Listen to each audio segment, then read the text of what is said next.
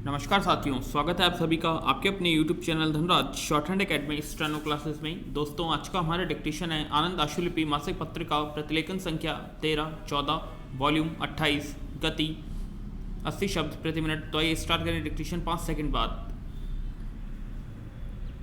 Ready, start. मान्य साथियों, आज हम जो कर रहे हैं वह मांगों के लिए लोगों को उत्तेजित करना नहीं होगा, जैसा कि हम पर प्राय आरोप लगाया गया है। हम केवल उन मांगों को एक दिशा की ओर उन्मुख कर रहे हैं और यह प्रयास कर रहे हैं कि उनकी पूर्ति शांतिपूर्ण और लोकतंत्रात्मक ढंग से हो सके। विराम। आप सबको जो उद्योगों से संबद्ध हैं वे सुविधाएं प्राप्त नहीं है जो औद्योगिक क्रांति के आरंभ में यूरोपीय देशों के उद्योगपतियों को प्राप्त थी, क्योंकि उन दिनों वहाँ कोई राजनैतिक जागृति नहीं थी। वहाँ श्रमिकों के अधिकार जैसी कोई बात नहीं थी। विराम। इसलिए वे न केवल मजदूरों के साथ मनमाना व्यवहार कर सकते थे, बल्कि उन्हें दोहन के लिए और काम में लाने के लिए विशाल उपनिवेश भी उपलब्ध थे। पैरा। हम और आप यानी हम सब भारतीय एक ऐसे समय में अपने उद्योगों का विकास करने में काम में लगे हैं, जबकि हम उन अधिकारों को पांवों तले रौंदकर आगे नहीं बढ़ सकते। विराम। हम उनकी उपेक्षा नहीं कर सकते, इसलिए हमारे सामने बहुत विशेष तरह की कठिनाइयाँ हैं। मैं उन लोगों में हूँ जो जीवन में कभी निराशा की भावना से ग्रस्त नहीं हुए हैं। मुझे स्मरण नहीं कि मेरी आयु कितनी है और मुझे लगता है कि भविष्य में भी कभी ऐसा नहीं होगा। विराम। कारण यह है कि हमारी भारतीय विचारधारा हमें सिखाती है कि हमें कठिनाइयों को निस्संग भाव से स्वीकार करना चाहिए, उन्हें चुनौतियां समझना चाहिए अथवा परीक्षा मानना चाहिए। विराम। हम जानते हैं कि परिस्थितियां चाहे जितनी अनुकूल हो, कठिनाइयाँ आएंगी ही, और हम आज पाते हैं कि अनेक देश, सभी देश, वे देश भी जो अमीर और संपन्न हैं, किसी न किसी तरह की कठिनाई का सामना कर रहे हैं। विराम।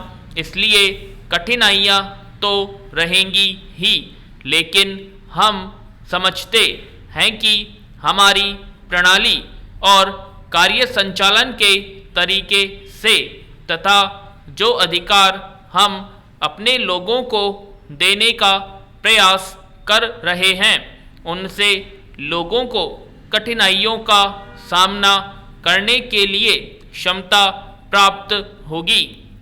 अभी कुछ ही वर्ष पूर्व यहाँ के लोगों के मन में और यहाँ होने वाले संवाददाता सम्मेलनों आदि में पूछे गए प्रश्नों के अंतर्गत सबसे ऊपर हुआ करता था कि क्या कोलकाता जीवित बचा रहेगा।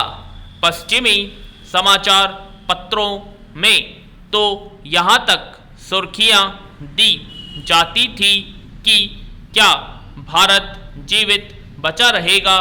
पैरा।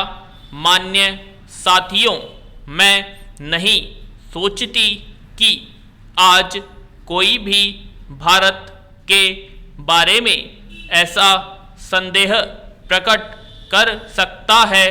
विराम लोग जानते हैं कि हमारी बुनियाद अब कितनी मजबूत है और उन्हें यह भी पता है कि हम अब अस्तित्व की लड़ाई ही नहीं लड़ रहे बल्कि आगे बढ़ते जा रहे हैं।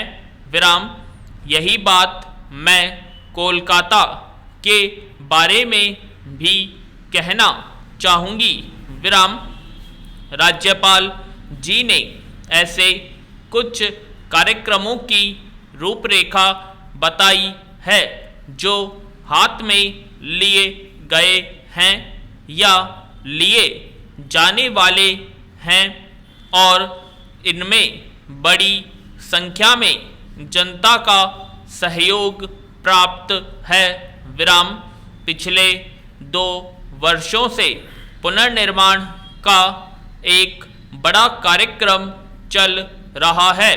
निस्संदेह समस्याएं इतनी विकराल हो चुकी थी कि उनके समाधान के प्रयास का परिणाम तत्काल नहीं दिखाई दे सकता, लेकिन महत्वपूर्ण बात यह है कि कोई ठोस काम शुरू हुआ है और वह चलता रहेगा। विराम पैरा पिछला वर्ष हमारे लिए निस्संदेह एक कठिन वर्ष था और सबसे ज़्यादा गरीबों में गुजर करने वालों को, बंधी आमदनी वालों को तथा कमी वाले क्षेत्रों में रहने वालों को बहुत कष्ट झेलने पड़े। विराम अनेक कारणों से उत्पादन में गिरावट आई। बंगाल में इसकी विशेष वजह थी, लेकिन देश के अधिकांश भागों में सूखे की स्थिति रही, बिजली की कटौती करनी पड़ी और जैसा कि अध्यक्ष जी आपने कहा है, रक्षा और विकास खर्चों के साथ साथ हमें राहत खर्चों का भार भी उठाना पड़ा। विराम सरकारी घाटा भी काफ़ी ज़्यादा हो गया, लेकिन मैं अनुभव करती हूँ कि इनके कारण देश भर में मूल्यों में उतनी वृद्धि नहीं होनी चाहिए थी जितनी वास्तविक रूप में हुई है, और मैं जानती हूँ कि यह कहना सही नहीं होगा कि संपूर्ण व्यवसाय वर्ग ऐसा आचरण कर रहा है जिससे कीमतें बढ़े तथा उनमें से अधिकांश ईमानदार और सीधे सीधे नागरिक हैं, लेकिन इस बात से भी इनकार नहीं किया जा सकता कि हम में से अनेक लोग ऐसे हैं। कुछ बड़े विक्रेताओं ने मूल्य बहुत ज़्यादा बढ़ाए और सभी जगह यह प्रवृत्ति देखने में आई। विराम इसी प्रकार मिलावट भी सभी जगह देखने में आती है। ऐसी स्थिति को देखने के बाद इसी परिणाम पर पहुंचा जा सकता है कि रोज की आवश्यकताओं की चीज़ों के लिए स्थायी सार्वजनिक वितरण प्रणाली के बिना काम नहीं चलेगा और इसको चालू रखने के लिए हमें भंडार बनाने के प्रभावशाली तरीके अपनाने होंगे। पूर्ण विराम। तो दोस्तों ये थी हमारी आज की आनंद आशुलिपि मासिक पत्रिका की डिक्टेशन जो कि 80 शब्द प्रति मिनट की 30 बोली गई थी। आशा करते हैं आप सभी को डिक्टेशन पसंद आएगी, तो प्लीज़ कमेंट बॉक्स में कमेंट करें, वीडियो को लाइक करें, चैनल सब्सक्राइब करें। धन्यवाद।